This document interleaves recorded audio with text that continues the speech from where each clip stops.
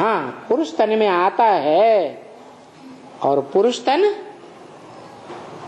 सत्व को धारण करने वाला प्रथम है। क्या नारी प्रथम है या नर प्रथम है?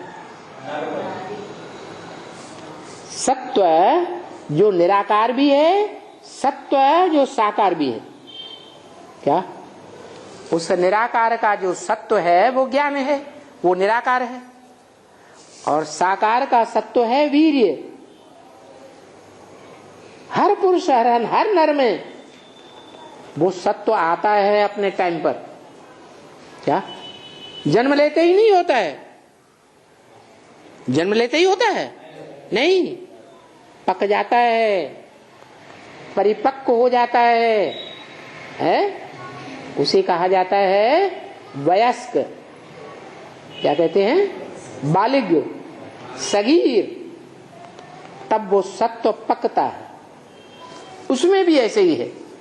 जब पूरे 5000 वर्ष हो जाते हैं, भूत भविष्य वर्तमान तीनों काल हो जाते हैं, पूरा चक्कर हो जाता है, और उस चक्कर को वो आत्मा क्रॉस करती है, जिसमें प्रवेश करता है।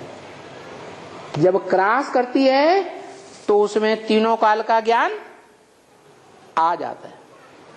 वो उस ज्ञान को उस समय धारण करके हमेशा नहीं रख सकता।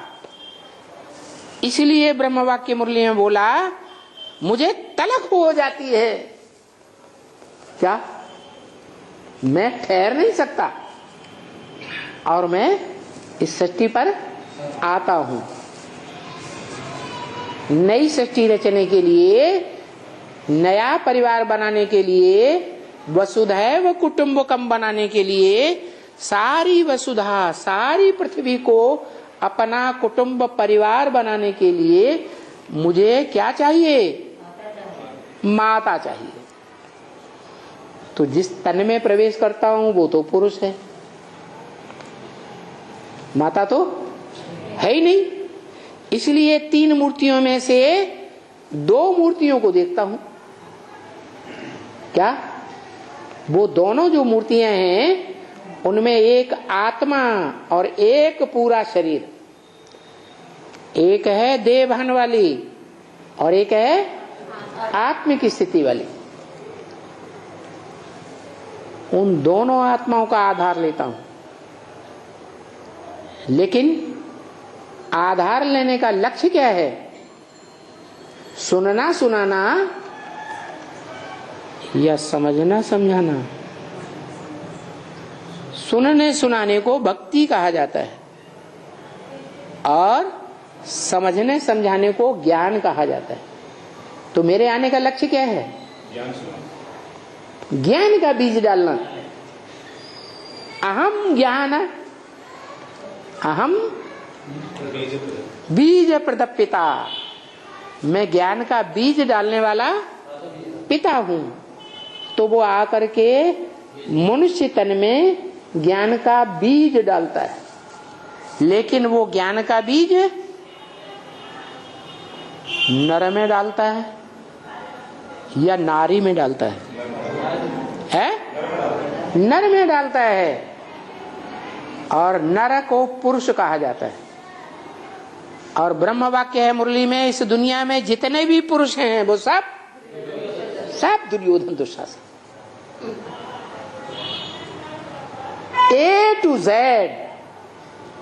चाहे ब्रह्मा नामधारी दादा लेखराज हो, चाहे शंकर हो, चाहे कोई भी देवता इस पतित दुनिया का हो, पुरुषार्थी सब पुरुष, सब दुर्योधन दुशासन। उनके अंदर जब वो सत्व की शक्ति आती है, चाहे साकार शक्ति चाहे निराकार ज्ञान की शक्ति, सत्य, तो वो उस सत्व को अपने अंदर धारण करके क्या रखते हैं। जैसे कोई नौजवान होता है तो उसके अंदर सत्व आता है ना, शक्ति आती है ना, नहीं आती?